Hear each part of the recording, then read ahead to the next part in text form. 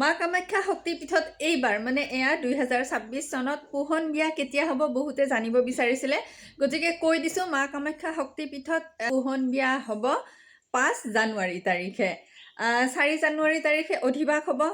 5 জানুৱাৰী তাৰিখে মা কামেশ্বৰী আৰু বাবা কামেশ্বৰৰ মাজত বিবাহ সম্পন্ন হ'ব আৰু 6 তাৰিখে বাহী বিয়া বুলি কোৱা হয় যে সেয়া বাহী বিয়া হ'ব।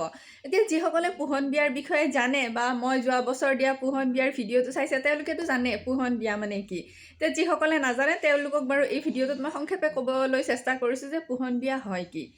প্ৰতি বছৰে অসমীয়া নৱম মাহ অৰ্থাৎ পুহ মাহৰ যেতিয়া কৃষ্ণপক্ষৰ দ্বিতীয়া বা তৃতীয়াৰ পুষ্য নক্ষত্ৰৰ আগদিনা এয়া অধিবাস কৰা হয় পোহন বিয়াৰ, আৰু তাৰ পিছদিনা বিয়া হয়।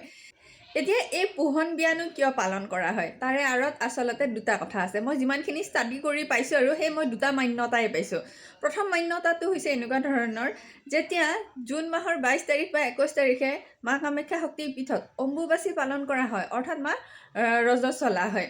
তাৰপিছত এনেকৈ ভবা হয় যে সেই ৰজস্বলা হোৱাৰ পিছত মা গৰ্ভৱতী হৈছে, আৰু গৰ্ভাৱস্থাৰ এইখিনি সময়ত জানে হয়তো বহুতে গৰ্ভ সংস্কাৰণ নামৰ এক সংস্কাৰ কৰা হয়। অম্বুবাচী যোৱাৰ পিছত মানে মা গৰ্ভৱতী হোৱা বুলি বিশ্বাস কৰা হয়, আৰু সেইকাৰণে এইখিনি সময়ত শিৱ বাবাৰ লগতে মাৰ আৰু এবাৰ বিয়া মানে এনেকৈ অনুষ্ঠিত কৰা হয় কামাখ্যা শক্তিপীঠত।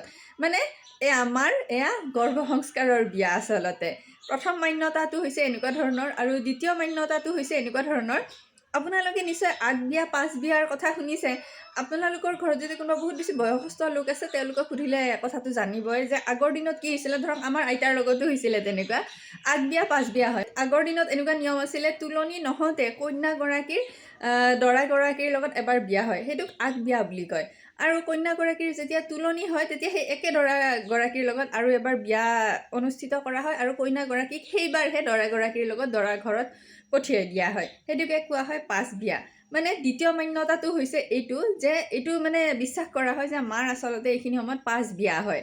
মানে অম্বুবাচীৰ সময়ত মা ৰজস্বলা হ'ল, মা পুষ্পিতা হ'ল, আৰু এইখিনি আৰু সেই পুষ্পিতা হোৱাৰ পিছতে শিৱ বাবাৰ লগত মানে মাৰ এয়া দ্বিতীয়বাৰ বিয়া হৈছে, তাকে কোৱা হয় মানে পোহন বিয়া। এই দুটা মান্যতাই মই বিচাৰি পাইছোঁ ইমান দিন ষ্টাডি কৰি, বা ধৰক মোৰ তাত গুৰু আছে, গুৰুক সুধিও মই এইখিনি কথাই জানিছোঁ। বাকী আপোনালোকে যদি কিবা আৰু বিতংকৈ জানে নিশ্চয় কমেণ্ট কৰি জনাব পাৰে।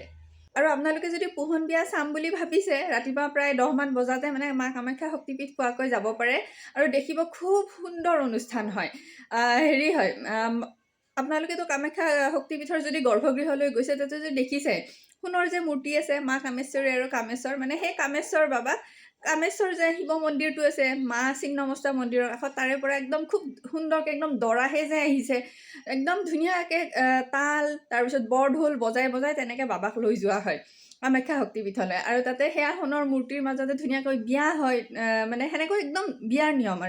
আৰু তাৰপিছত হোমৰ গুৰিত 7 পাক ঘূৰোৱা হয়। আৰু সকলোতকৈ ভাল লগা কথাটো কি জানেনে, এই কলি যুগতো আমি মা বাবাৰ বিয়া খাব পাৰোঁ যদি পোহন বিয়াৰ দিনাখন কামাখ্যা শক্তিপীঠত যাওঁ। কাৰণ কিয়, সেইদিনাখন যিমান হাজাৰ হাজাৰ মানুহ যায় সকলোকে সুন্দৰকৈ খোৱা হয়। আৰু এনে সাধাৰণতে কামাখ্যা শক্তিপীঠত যেনেকুৱা ভোগ পোৱা যায় সেইদিনাখন অকণমান বেলেগ ধৰণৰ হয়।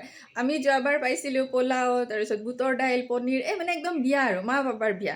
গতিকে আপোনালোকৰো যদি এই কলি যুগত মা বাবাৰ বিয়া চাবলৈ মন আছে তেতিয়াহ'লে নিশ্চয় পোহন বিয়া গৈ চাব পাৰে। আৰু পুনৰ কৈ দিওঁ, এইবাৰ 2026 চনত মা কামাখ্যা শক্তিপীঠত পোহন বিয়া হ'ব জানুৱাৰীৰ 5 তাৰিখে। আৰু মই যদি যাওঁ নিশ্চয় আপোনালোকক লগ পাম দিয়ক বাৰু। ঠিক আছে তেতিয়াহ'লে, জয় মা কামাখ্যা, ওম নমঃ শিৱায়।